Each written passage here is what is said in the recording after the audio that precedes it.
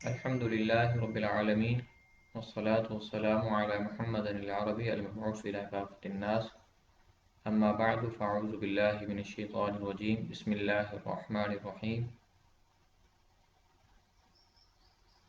آج انشاءاللہ ہم دوسرے پارے کا آغاز کرنے لگے ہیں اور اس میں اللہ تبارک و تعالی نے اس کے آغاز میں تحویل قبلہ یعنی کہ بیت المقدس سے دوبارہ خانہ کعبہ کی طرف عبادت کرنے کا حکم نازل فرمایا، جو کہ رسول اللہ صلی اللہ علیہ وسلم کی منشا کے مطابق تھا. اسی طرح سے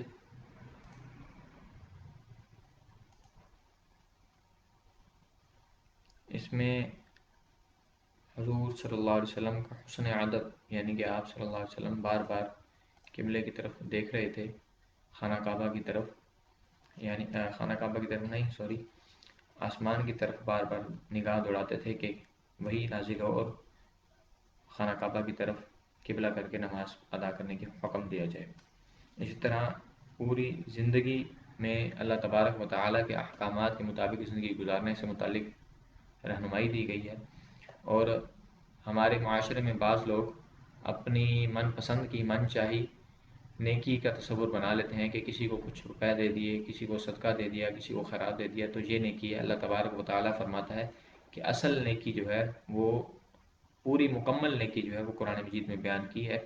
وہ یہ ہے کہ اللہ تعالیٰ پر ایمان لانا اور آخرت کے دن پر ایمان لانا اور فرشتوں پر ایمان لانا اور آسمانی کتابوں پر اور انبیاء علیہ السلام پر ایمان لانا، اپنے قرابت داروں، یتیموں، مسکینوں اور سوال کرنے والوں کی مالی مدد کرنا. یعنی کہ مال کی محبت ہونے کے باوجود، ہر شخص کے اندر مال کی محبت ہے، مال کی محبت کے باوجود ان سب لوگوں کی مدد کرنا، یا اپنے قریبی رشتہ داروں محبت کرنے والوں میں سے اگر کسی کے پاس مال کی کمی ہے، ان کی ضروریات پوری نہیں ہو رہی، خواہشات ایک الگ چیز ہے، ضروریات الگ چیز ہے، اگر ان کی ضروریات پوری نہیں ہو رہی تو ان کی مالی طور پر مدد کرنا. اور جب نماز کو قائم کرنا اور غلاموں کو آزاد کرنا، نماز صرف رمضان المبارک میں ہی فرض نہیں بلکہ مکمل زندگی میں 5 وقت ہر دن میں فرض ہے، جو کہ ہم تمام مسلمانوں کو پڑھنی چاہیے. اگر نہیں پڑھتے تو اس کے ہم جواب دیں ہوں گے قیامت کے دن. اللہ تعالیٰ ہمیں سے محفوظ فرمائے اور ہمیں 5 وقت کی نماز پڑھنے کی توفیق نصیب فرمائے. اور زکوٰۃ ادا کرتے ہیں، جب وعدہ کرتے ہیں کسی سے تو پورا کرتے ہیں. یہ مومنین کی اور نیکی کا پورا ایک پیکیج ہے. تنگی اور تکلیف میں صبر کرتے ہیں اور پوری زندگی اللہ تعالیٰ کے احکامات کے مطابق گزارتے ہیں.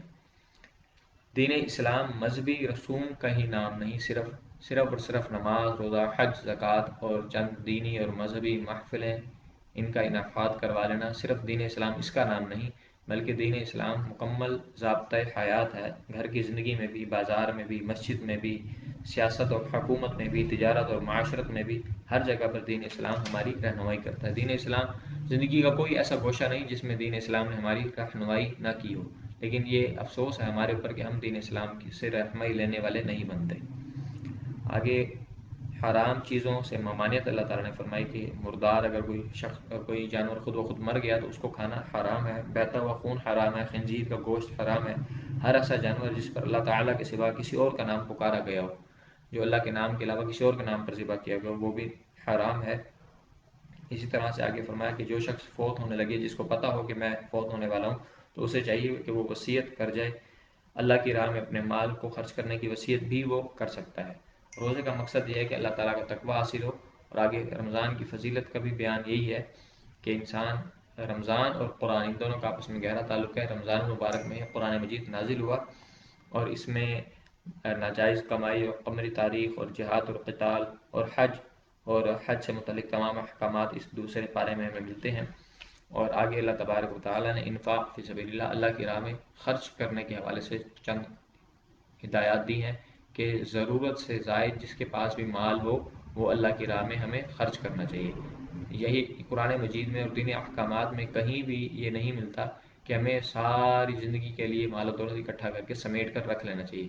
ضرورت کے تحت اپنے پاس رکھ لیں، باقی ضرورت سے زیادہ جو ہے وہ ہمیں خرچ کرنا چاہیے، کیونکہ جو ہم مال خرچ کرتے ہیں وہ ہمیں آخرت کے اکاؤنٹ میں جمع ہو رہے ہیں. جو یہاں خرچ کرتے ہیں یہ تو ختم ہو جاتا ہے، لیکن جو آخرت میں خرچ کریں وہ ہمارا محفوظ رہے گا انشاءاللہ. آگے مرتد ہے جو دین اسلام سے پھر جاتا ہے، اس کی سزا ہے جو کہ اسلامی حکومت کے ذمہ ہے۔ اسی طرح شراب اور جوا، یہ دونوں چیزیں اللہ تبارک و تعالیٰ نے واضح طور پر حرام قرار دی ہیں، حرام ہے، یہ چیزیں حرام ہیں۔ چاہے کوئی بھی کسی بھی طرح سے کہہ دے یہ شراب اور جوا، یہ ساری چیزیں حرام، اور الخبائث ہے جو شراب ہے۔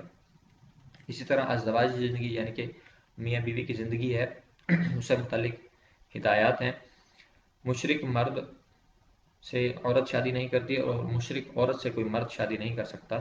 اسی طرح سے جو نیک بیوی ہے، جو دین کے معاملے میں مدد کرنے والی ہے، وہ سب سے بہترین سرمایہ ہے۔ آگے اللہ تبارک و تعالیٰ نے طلاق سے متعلق چند احکامات فرمائے کہ طلاق سنت کے مطابق یہ ہے کہ انسان کو اگر خدا نخواستہ طلاق کا معاملہ پیش آ بھی جائے تو ابتدائی طور پر صرف ایک طلاق دی جائے، پھر اس کے بعد دوسری، پھر تیسری، 3 اکٹھی طلاقیں نہیں دینی چاہیے۔ اسی طرح سے خلا کا معاملہ اور مہر کا معاملہ ہے کہ جو مہر خاوند اپنی بیوی کو دے دے، پھر اس کو دوبارہ لینے کا اور اس کو اجازت نہیں ہے کہ وہ اس حق مہر کو دوبارہ واپس لے لے۔ اسی طرح سے بچے کو دودھ پلانے کا معاملہ ہے۔